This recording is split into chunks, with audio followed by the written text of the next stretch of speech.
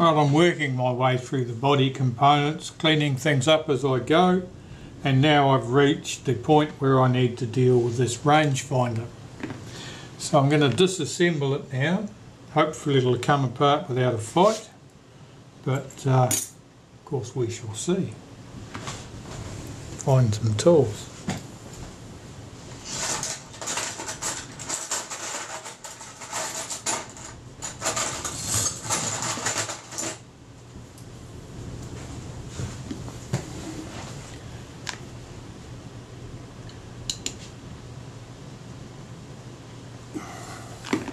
That pinhead screw does not want to move using a pair of stiff tweezers, so I will use this pinhead spanner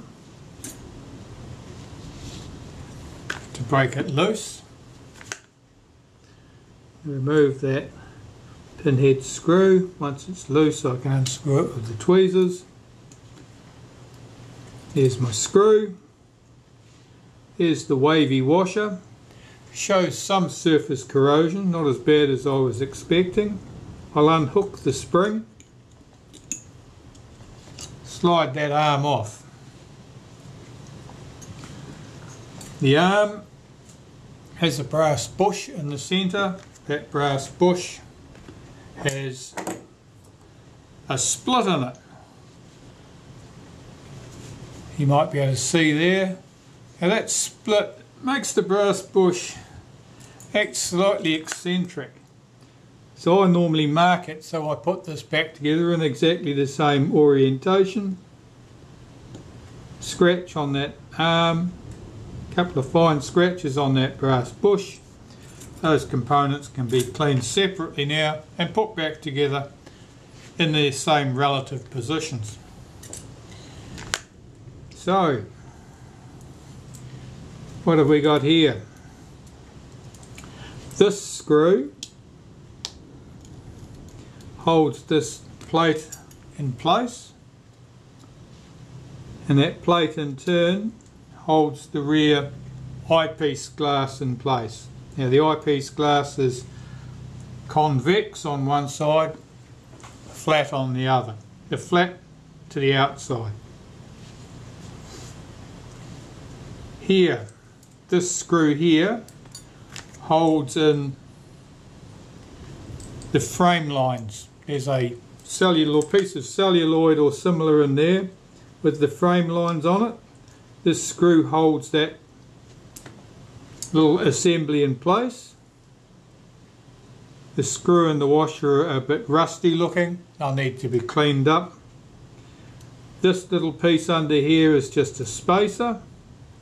That's to help position the frame lines correctly in the finder. And here we have our frame lines assembly,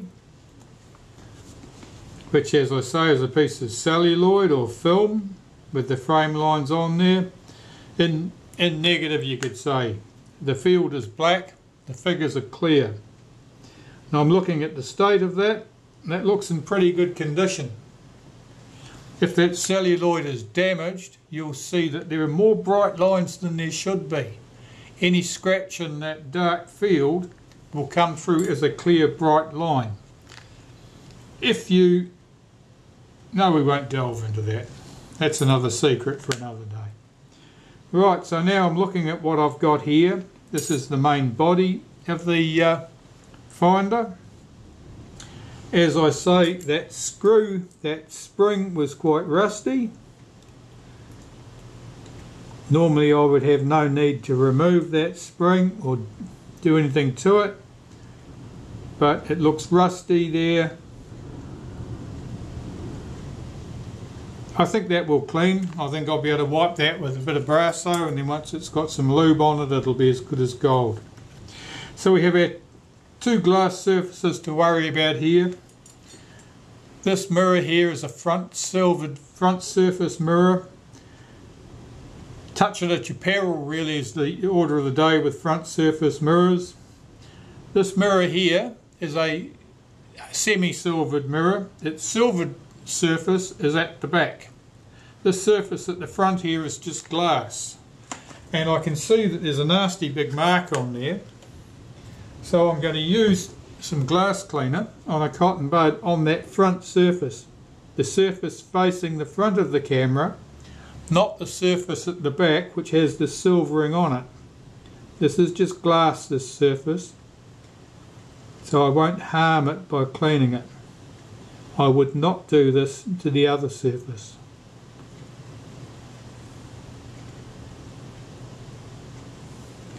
And by cleaning this surface first, before I put this in the ultrasonic cleaner, it means that any deposits on this piece of glass I'm not having to worry about cleaning in the ultrasonic cleaner. So I don't, if there was something stubborn on this surface and I was having to leave it in the cleaner for a longer period of time, I would be risking the semi-silvered surface on the inside being blown away by the ultrasonic cleaner. It's quite important not to overdo it. So that's good. Now I have got one mark on the front surface of that front surface mirror there, and I'm going to leave that for the moment. I'm hopeful that that will come clean in the ultrasonic cleaner and that I won't be forced to touch it. I'm just going to clean this surface here, that the arm, where the arm pivots on here, to remove any corrosion, dust, grease, anything that might cause that arm to be reluctant to swing freely. And of course it's always good to have any loose oils and grease removed prior to cleaning this in the ultrasonic cleaner.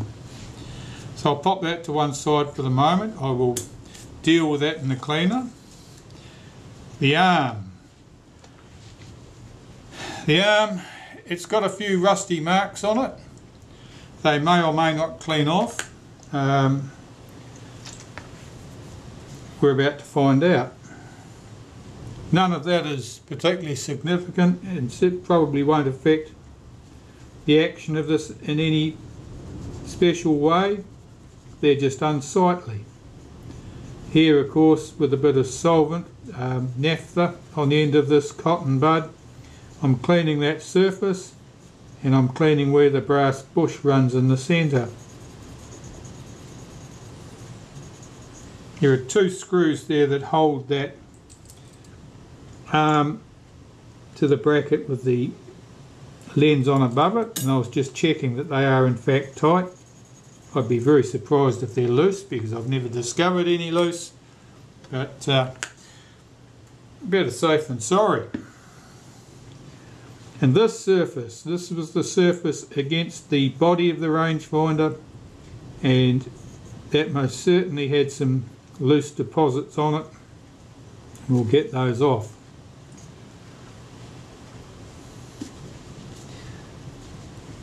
This edge is where its return spring runs in a tiny groove in that end of the arm, and there was corrosion products in there, and that in turn would have made it hard for the spring to slide smoothly in that groove. So I will just give that a little clean.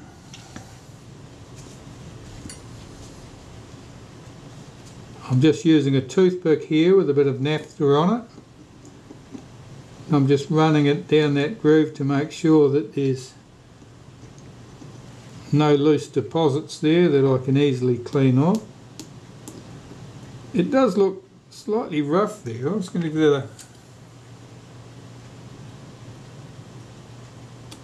a scrape with my tweezers. It certainly feels rough. Now that spring's got to run over that point, and it's got to be smooth in its action. Looking at the rest of the arm, that's all good. I think I'll get a little bit of very fine wet and dry and just run it down that tiny groove until I've got it smooth to my satisfaction. Otherwise I'll replace the whole arm. Alright, well I can start reassembling the rangefinder now. I've cleaned everything up as best I can. The semi-silvered mirror is fine, that's nice and clean, looks good. The front surface mirror here, that had a big deposit, a white deposit on the front of it, a big blob. That's gone away. There's just a ring left there now, like a coffee ring. That's probably the best we can do there, and I haven't touched that with a cotton bud or anything. Front surface glass like that, you really need to avoid touching it. Here is our rear piece of glass for the eyepiece. I drop that in place. Flat surface goes to the outside. There's the little cover that holds it in place. And I'll get the right screw for this job. There are two screws on the back here, two small black screws. The one we want here is the rounded screw. The other one is quite flat.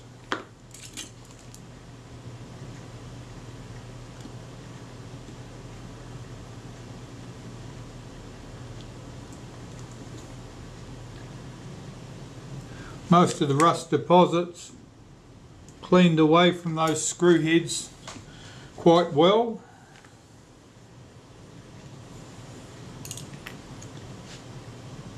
Here is the piece that has the frame lines on it. You probably call it a pellicle, I think. Pellicle. Put the spacer in. It's a retainer washer on the outside, and the screw, that's that flat-headed screw. That cleaned up reasonably well. That was the one that had been in contact with the inside of the back of the top cover, and that would have promoted corrosion between the dissimilar metals, between the chrome-plated brass of the top cover and the blackened steel of the screw.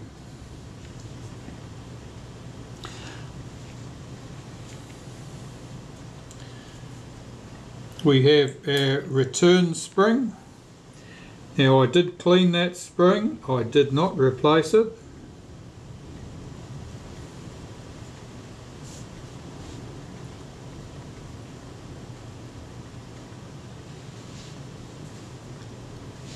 I'm quite happy with the condition of that spring.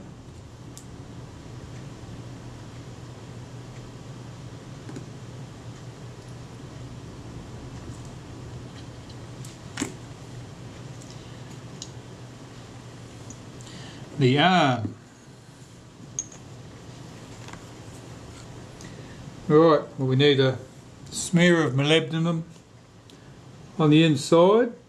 That's where our brass bush runs. And our brass bush can be dropped into place because we made alignment marks. I can drop it back into the same relative position and be fairly confident that everything will go back where it came from. I'll rub a little bit of molybdenum paste on the upper surface here where it's to contact the rangefinder body, and honestly you don't need much there.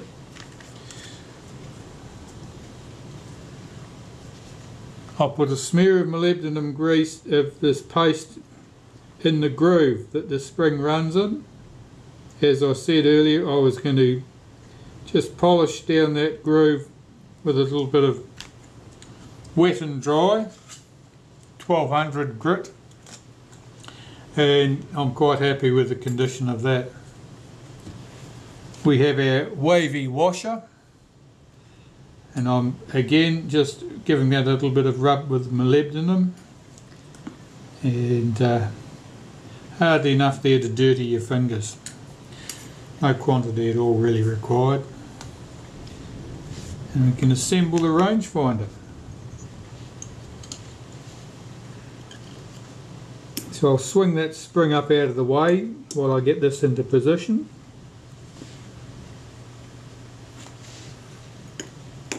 Bring that spring back round, and you see what I'm about, just about. Put on the wavy washer and take the screw.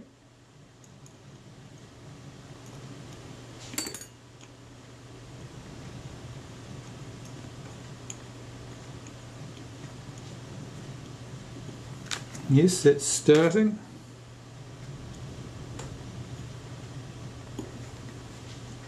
Make sure that washer doesn't get out of place.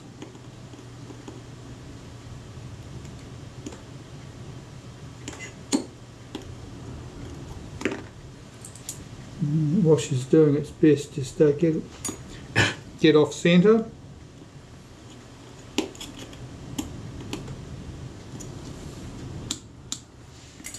Right, so the return spring, as you can see, returns the rangefinder to the infinity end of its range without any problem at all. So I'll tighten that screw up, and I will check by looking out of the window and see what my image alignment is like. That's very good. The vertical alignment is good. The horizontal alignment is good. That's a bit of a freak because generally speaking you need to do some adjustment, and we will once it's on the camera. But there is our rangefinder, cleaned up and complete, ready to go back on the camera. So I'm really down to cleaning the last few components of the body that I hand clean. The major mechanical components will all go through the degreaser and then into the ultrasonic cleaner, and I won't see those again till I'm ready to reassemble the camera. The meter, I tested the meter. The sensitivity was good. The meter was quite accurate. That was, I have to say, that was a little bit of a surprise, a pleasant surprise. I'm just going to remove this disc from the top and clean it, get rid of all any grit from underneath it, and that's held in place with a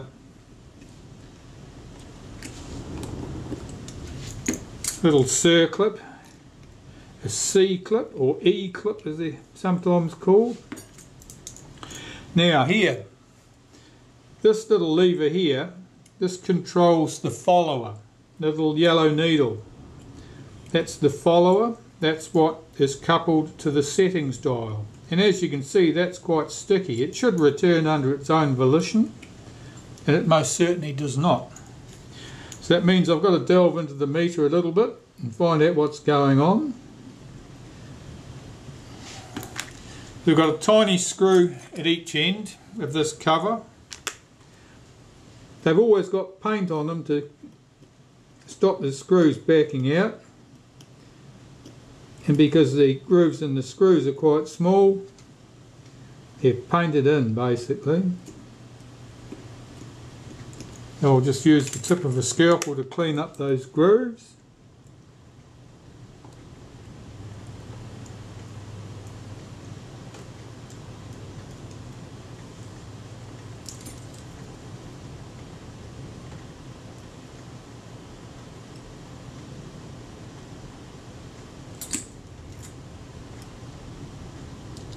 Lift that cover off. Now the meter looks good, and I'm putting that to one side. I don't want to disturb that. I'm interested in this part. And this is not returning under its own volition.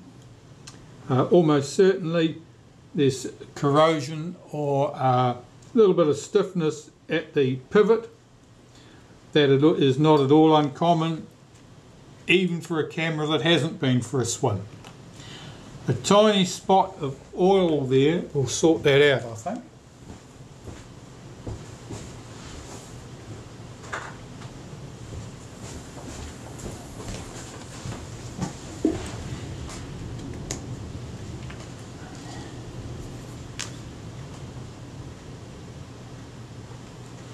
So getting a tiny drop of oil on the tip of a toothpick, I'll just run it into that hinge point there.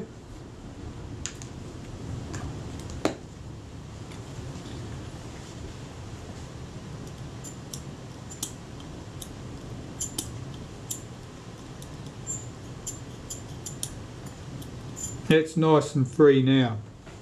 I can hear a scraping sound as I do that, and it appears to be the needle, the follower needle, rubbing on the frame of the meter. Typically that's a sign that the camera's been dropped on its head and that the top of the meter is slightly distorted.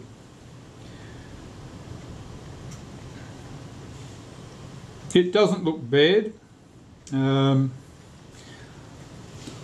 I will just check that again once I've got this assembled and see if it's running smoothly or not. It's certainly returning under its own steam, so I don't have the problem I started with. I'm cleaning these surfaces just to make sure that I get any grit off them. And a bit of molybdenum around the cam here. Drop that in place. Make sure that pin is hooked behind it into the groove. And pop that. Yeah, you can certainly see corrosion on there. That little spring clip has got some stains on it, corrosion. It's largely cosmetic, of course. It doesn't really serve much, cause us any grief, I would think. And I will just wipe that with my toothpick I had the drop of oil on. It'll serve to prevent any corrosion. Pop that clip into place. As I turn the dial, the follower needle follows smoothly. That's all that was wanted. Carefully blow any dust out of the meter. The same to the case.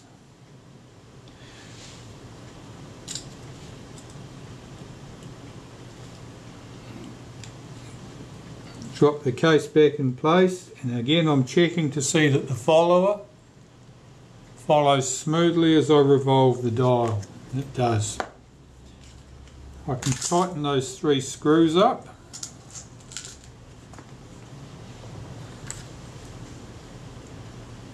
Two screws rather.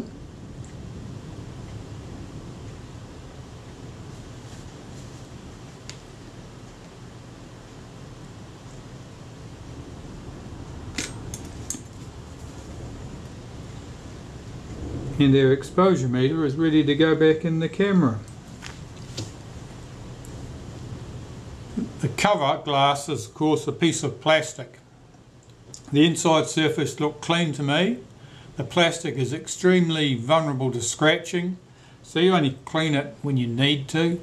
The outside surface here has got some obvious marks on it, and I will clean those with a bit of cotton, with a cotton bud and a bit of glass cleaner before I put the top on the camera.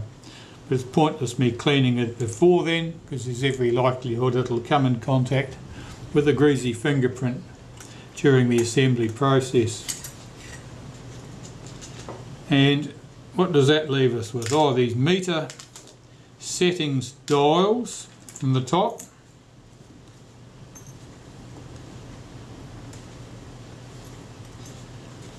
There's a bit of rust marking on here and here.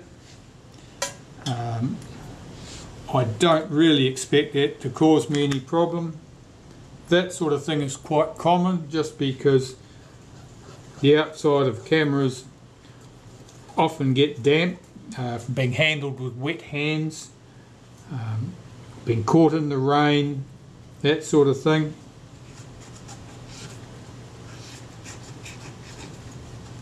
And I certainly just like rust stains more than anything else there, very much on the surface. I'll just wipe all those components,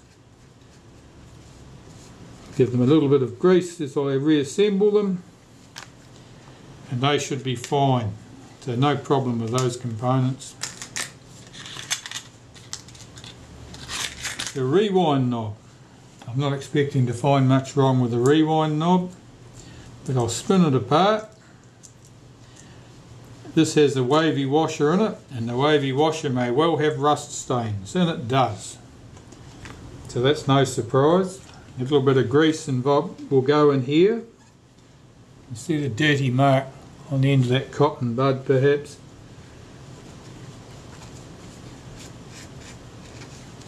This is the film reminder dial, and it was used to set it to remind you which film you had in there, whether it was Ektachrome Daylight, Kodachrome F,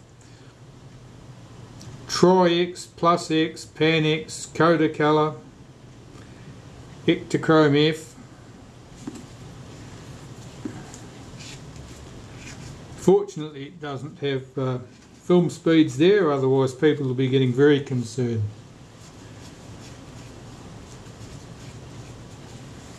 I do get contacted by people from time to time wanting to know what they need to set that dial to, and I have to explain that actually it's just a film reminder dial, and it has absolutely no bearing on the setting of the camera at all. It's just an aid to memory. From back in the days when people would often have a film in their camera, and they'd have photos from one Christmas at one end of the film and photos from the next Christmas at the other. Film used to be expensive, processing always was, it is again these days, but you certainly didn't blast away thousands of shots as you would do with a digital camera. Right, so that's our film reminder dial on the top of the rewind knob, all clean and ready to go. These components can go away to soak in the degreaser, and I'll start work on the shutter after that.